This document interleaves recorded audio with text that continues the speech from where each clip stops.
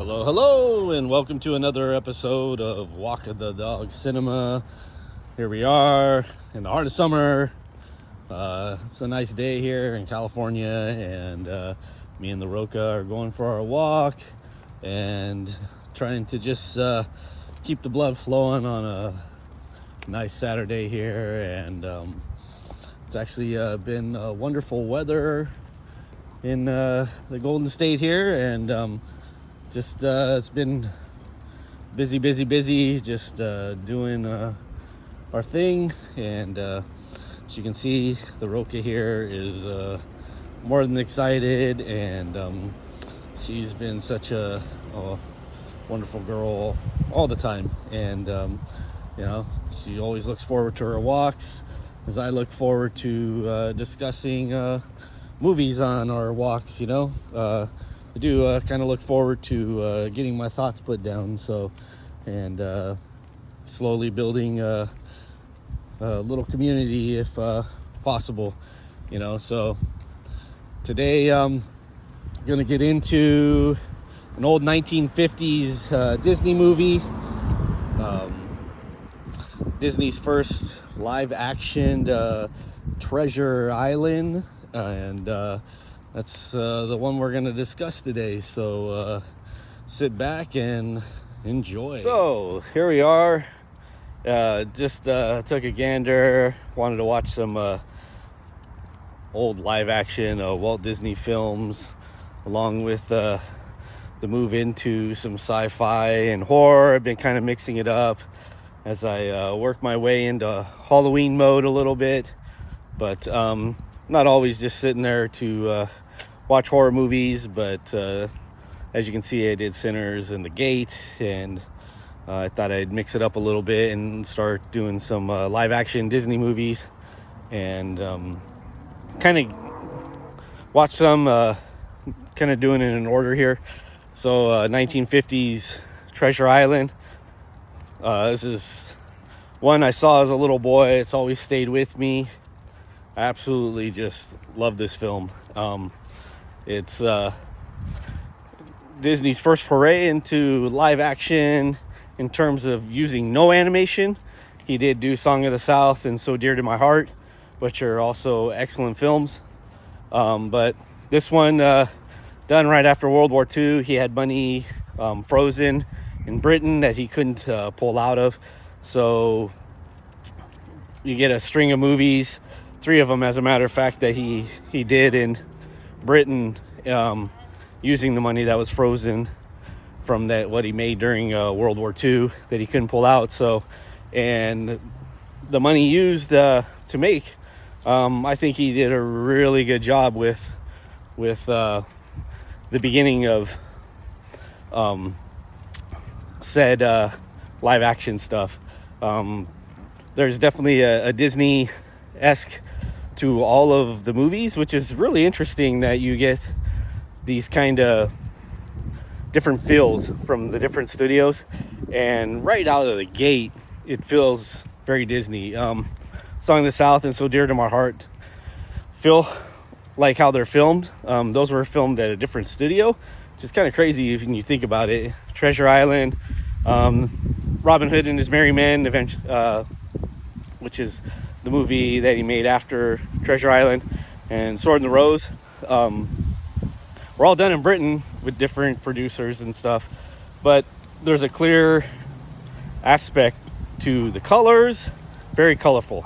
He definitely was shooting with TV in mind on one level. A lot of these were shown on his Wonderful World of Disney TV show much later on, but he was kind of one of the first. He would film stuff in color, even if it was shown in black and white on TV, just so he would be kind of ahead of the game.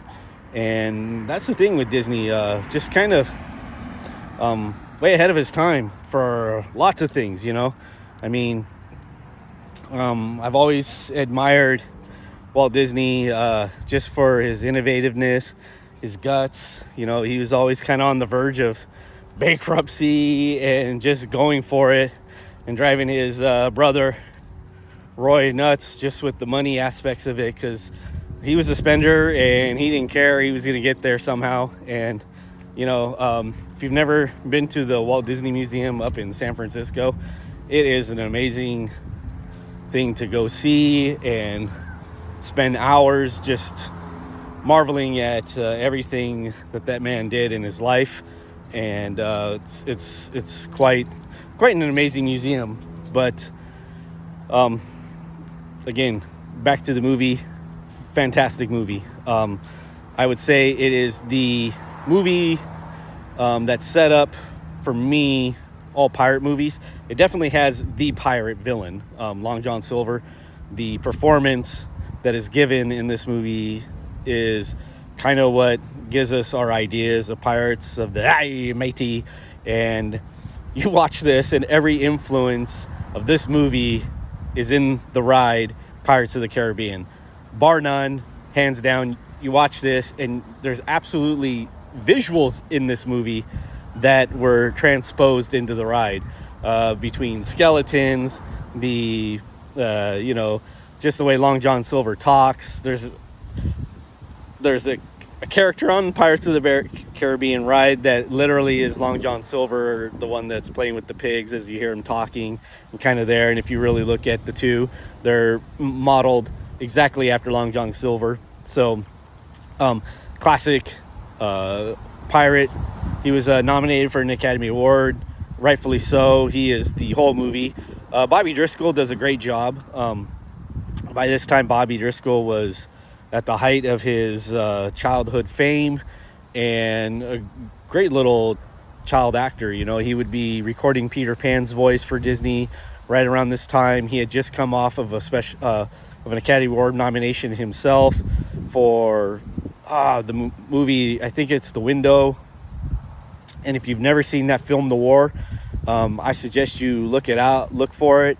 I think that's what the movie is. I should have kind of studied up before I did this, but a lot of times I go off the cuff and just on feeling. And but he did one in 1949. Bobby Driscoll did this film, The War film, and that was fantastic. He was a great little child actor. He was great in Song of the South and So Dear to My Heart. He's got a lot of warmth and heart and just kind of a cool demeanor for a child actor. He doesn't ever feel like he's acting or just kind of reading lines. It's a shame what happened to him in life, and even when he was a little kid, he had kind of demons even before Walt kind of cast him out. He was having problems, and I know there's the whole sad thing with, he got acne, and that's why he kind of got thrown to the side. That probably may be the case on one level, but even in this movie, there's rumors that he was, as a little boy, he was kind of arrested and because of supposedly how he worked during this film, but he was not allowed back into Britain to do other films. He was supposed to be in Robin Hood also, and wasn't ever allowed back into England, which is kind of interesting. If Disney broke child labor laws, why Bobby was. So, take it for what it is, but that's something that happened, or the rumors are within that. And so, Treasure Island, it's a great movie. It to me has stood the test of time. Yes, does it feel, old? Of course. It's got this charm about it, as campy as some of it is, and at times you can feel its sets. But what's crazy is Disney feels like that. Like I don't know. Like if you watch Mary Poppins, you absolutely know they're on a studio set filming Mary Poppins, and even so, it's mixed in with some real life footage, but there's always this color about it and this charm and kind of otherworldly within that process. Very much this movie feels like at times it's on a set. The movie opens at the tavern, and we get the black spot given to Billy Bones, and they're gonna, and we know Long John, so I'm getting into spoilers and everything, everybody talking about the movie here. Long John is already kind of being talked about. Look for a man with a limp in a leg, or no leg, and so it's already setting up his character, and they're gonna get Billy Bones because they needed his treasure map. The map's given to Bobby Driscoll's character, and and we're kind of off and running, and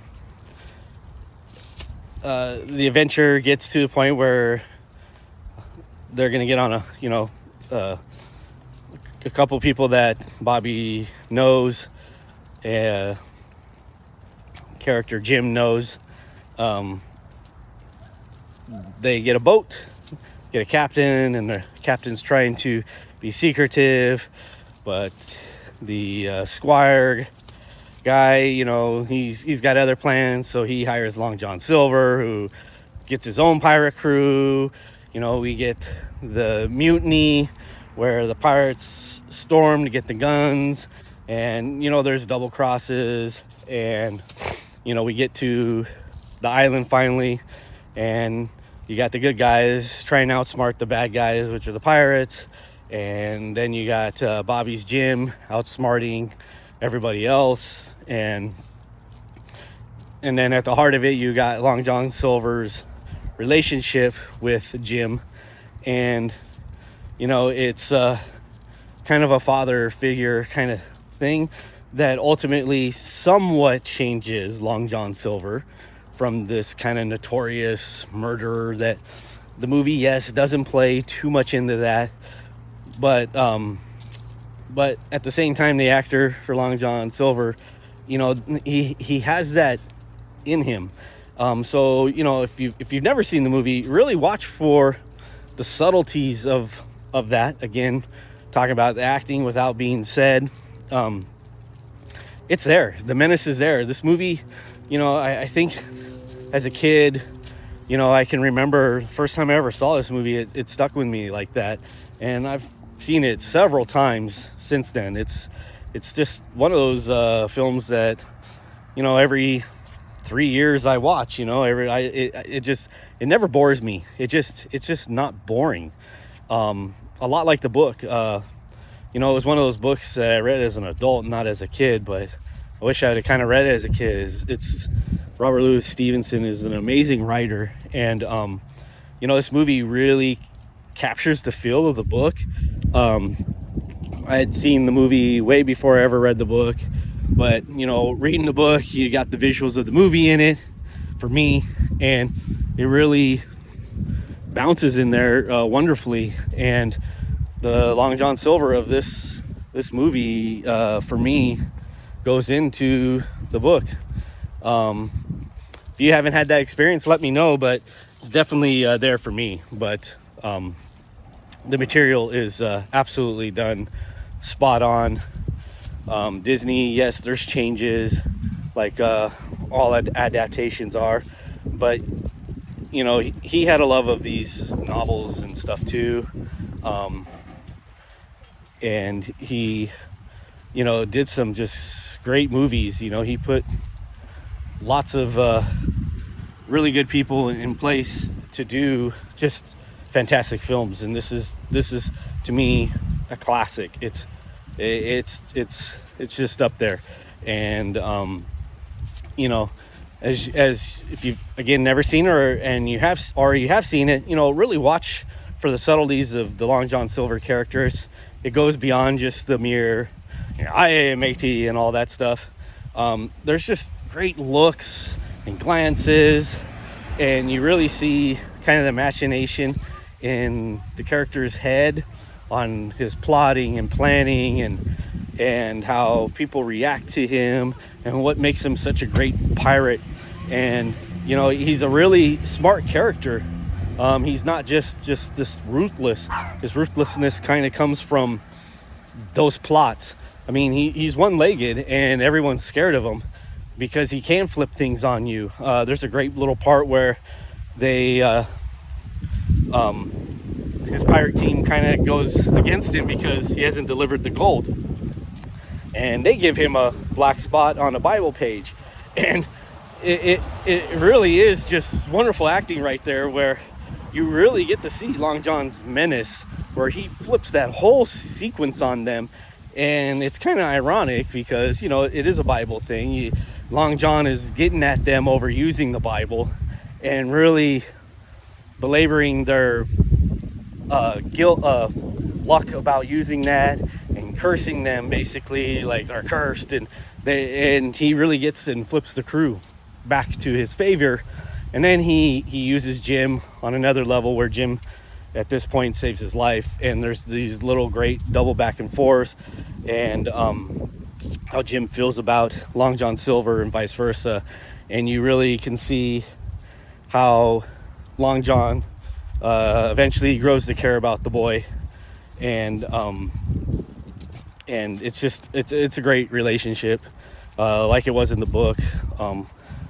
Like other adaptations that are really good with Treasure Island, obviously that's what drives the whole movie. But the other part of it I also want you to look at is look at the coloration. This is very much a Disney movie in that regard. He loved the Technicolor 3-strip process. The colors pop, and he didn't care if it got into a little bit of camp with that. Like I said, I love the set work. They're sumptuous. When they go into town and they're looking for the boat, we get some great matte paintings in the background, and they're paintings on one level, but at the same time, like, there isn't this weird uncanny valley, and it makes it a little bit campy and unrealistic.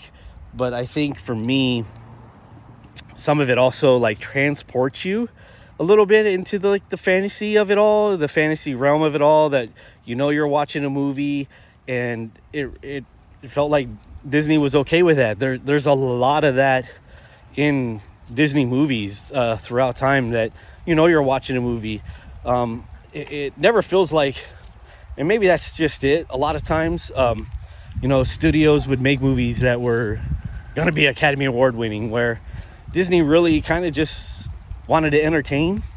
And he made movies when he would see the dailies and things like that, they were all kind of fashion. He had kind of a childlike heart in that regard. So if he was entertained by him, he figured the public would be,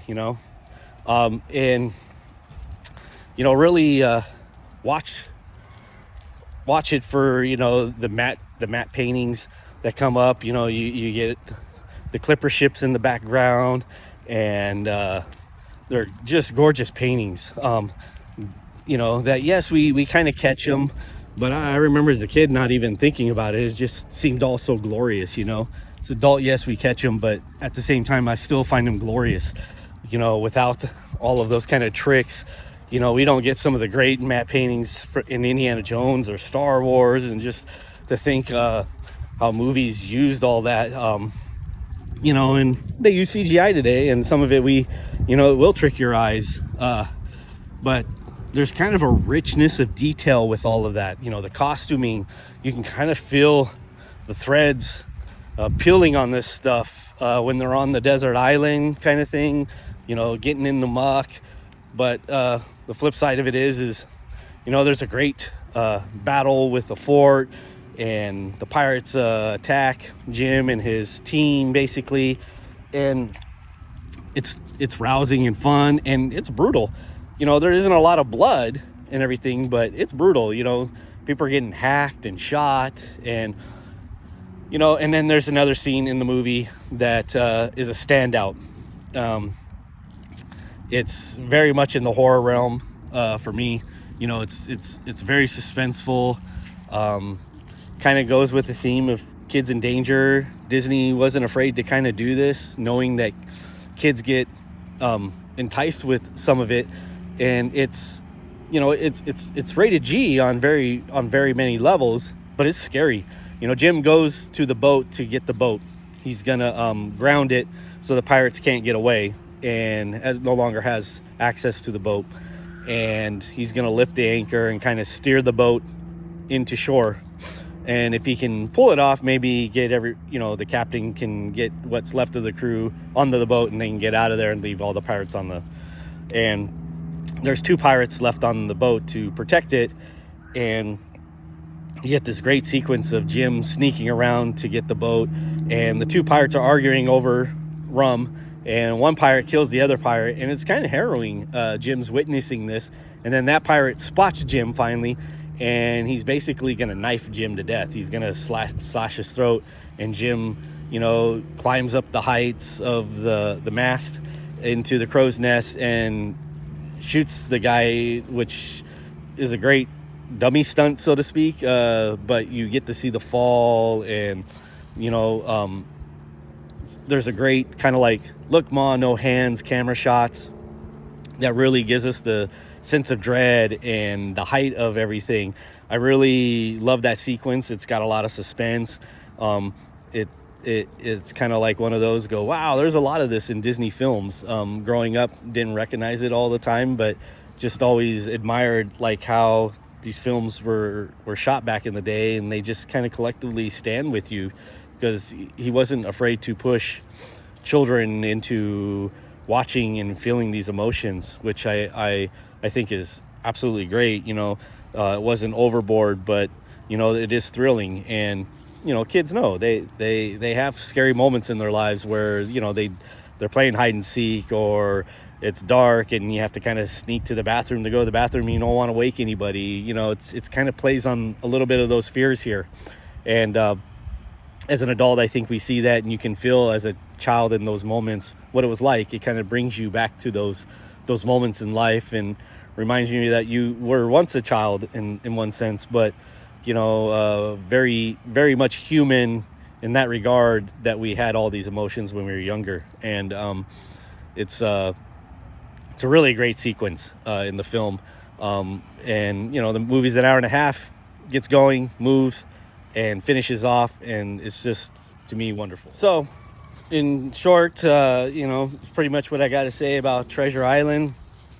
If you've never seen it, I say right away, find it, watch it. It's fantastic. It stood the test of time. It's just a marvelous film. You can find it on Disney Plus if you have to that streaming service. And again, watch it, kind of soak it in. It's a classic. Just wonderfully done movie, and I think you'll enjoy it.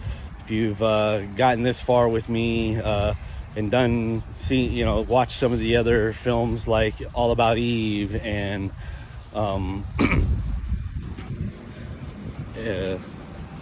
Hondo and those, yes, it's very of its time in terms of some of the pacing and stuff like that. It's not hyperkinetic, but it's enjoyable. It's still fast paced. I love the scripts and the talking, all of that. I love that it's got a nice steady pace about everything, and it's just an enjoyable film. So find it on Disney Plus. There's a great DVD out there. I don't think it's in Blu-ray. If it was, I would probably own it in Blu-ray. But seek it out. I know it would be, it's on Amazon Prime in the video section too. So it's out there, but like I said, seek it out, take a watch, let me know what you think about it in the comments. And if you like what's been going on so far in these 32 episodes, subscribe, join the community. Have a good one, everybody.